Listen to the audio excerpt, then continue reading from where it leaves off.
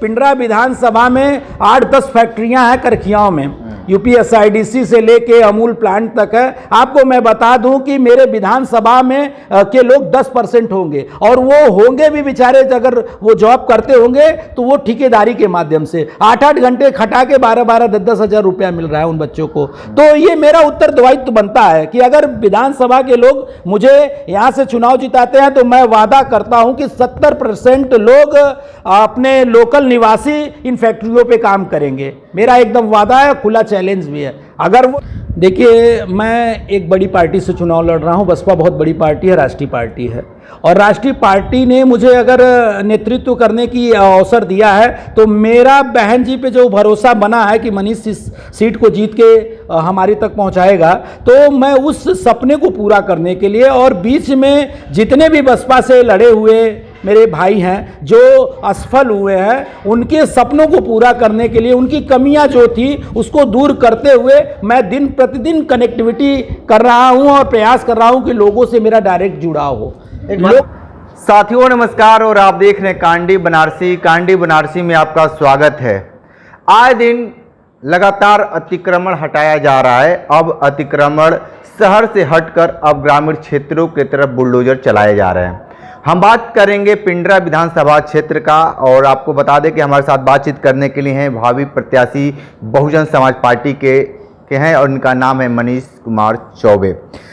जिस तरीके से रोजी रोजगार के लिए लोग दर दर भटक रहे हैं, बढ़ती महंगाई से लोग जूझ रहे हैं, और उस समय बरसात का समय भी चल रहा है और लोग अपना रोजी रोजगार के तलाश में रहें, लेकिन जिस तरीके से दुकानों को उजाड़ा जा रहा है उसको लेकर हम बातचीत करेंगे।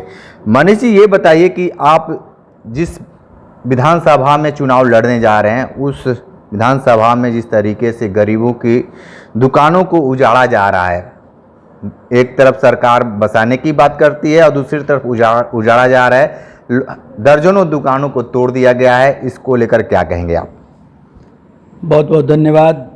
मेरा पहली तो ग्रामवासी बढ़ौना और गोड़ियाँ और हिरामनपुर, जो कि 3 ग्राम सभाओं के बीच में ये जो नहर पे बसे हुए दुकान वाले थे, जो बेचारे काफ़ी दिनों से, जिनका 40-50 साल से रोजी रोटी उसी छोटी छोटी दुकानों से चलता था, मैं उनको उनकी संवेदनाओं के साथ हूँ। और सरकार का जो ये कदम मुझे पता चला, या सरकार ने ये कदम जो उठाया, मुझे नहीं लगता कि ये चीज़ें होनी चाहिए थी, क्योंकि देखिए एक गरीब परिवार के लोग, और वहाँ सैकड़ों अगल बगल के किसान और नौजवान भाई लोग जाते थे, वहाँ से अपनी दिनमर्रा की सामान लेते थे और सारी चीज़ें होती थी। तो आज मुझे कल ये सूचना शाम को मिली थी कि ऐसा हो रहा है, तो मुझे बड़ा दुख हुआ कि ये अतिक्रमण शहर का ठीक था, चलिए शहर में भाई ठीक है, आप कंजेस्टेड जगह था उसको ओपन कर रहे थे, आप बना रहे थे कि चलिए इसको G20 बना दिया जाएगा,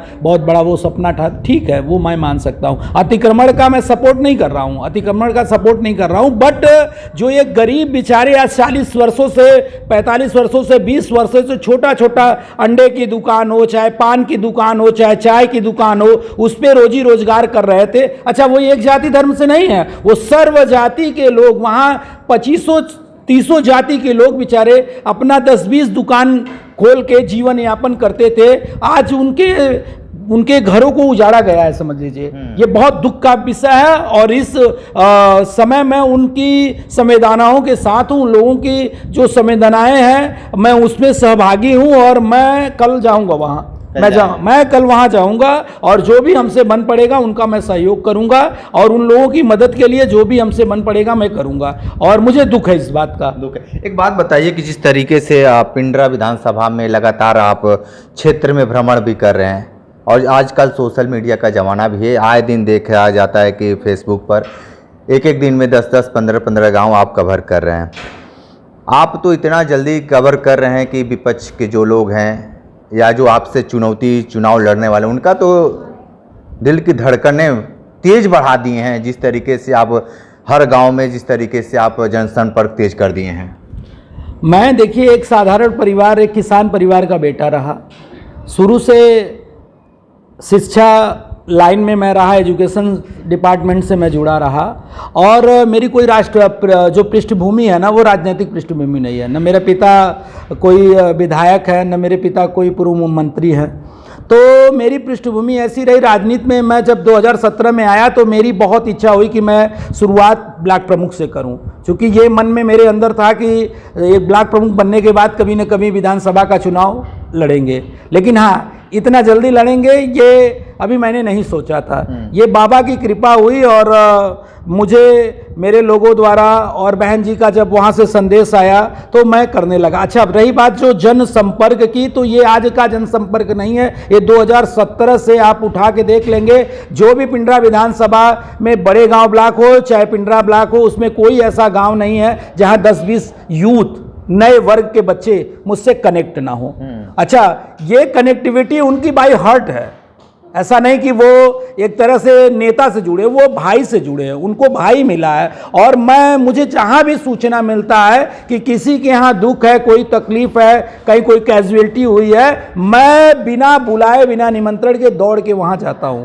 मैं 15-20 निमंत्रण या 10 निमंत्रण जो भी करता हूं, समझ लीजिए कि ये मैं लोगों के सुख दुख में जाकर उनके दिलों पे राज करने का काम कर रहा हूं, और लोगों का बहुत प्यार मिल रहा है। वास्तविक मैं बता दूं, चुनाव अगर जब भी होगा तो ईश्वर चाहेंगे तो पक्ष में हमारे आएगा, और जनता जनार्दन जो चाहे वो भाई रिजल्ट देगी। लेकिन एक बात बताइए कि जिस तरीके से पिंडरा का जो माहौल है, अभी से इतना आप गरमा दिए हैं कि सामने वाला सोच रहा है कि हम क्या करें। जब वो लोग सोते हैं घर पे, तब आप क्षेत्र में रहते हैं। तो ऐसे में क्या माना जाए कि जो सरगर्मी है 27 का जो परिणाम होगा किस तरीके से होगा? देखिए, मैं एक बड़ी पार्टी से चुनाव लड़ रहा हूं। बसपा बहुत बड़ी पार्टी है, राष्ट्रीय पार्टी है, और राष्ट्रीय पार्टी ने मुझे अगर नेतृत्व करने की अवसर दिया है तो मेरा बहन जी पे जो भरोसा बना है कि मनीष इस सीट को जीत के हमारी तक पहुंचाएगा, तो मैं उस सपने को पूरा करने के लिए, और बीच में जितने भी बसपा से लड़े हुए मेरे भाई हैं जो असफल हुए हैं, उनके सपनों को पूरा करने के लिए, उनकी कमियां जो थी उसको दूर करते हुए मैं दिन प्रतिदिन कनेक्टिविटी कर रहा हूं और प्रयास कर रहा हूं कि लोगों से मेरा डायरेक्ट जुड़ाव हो।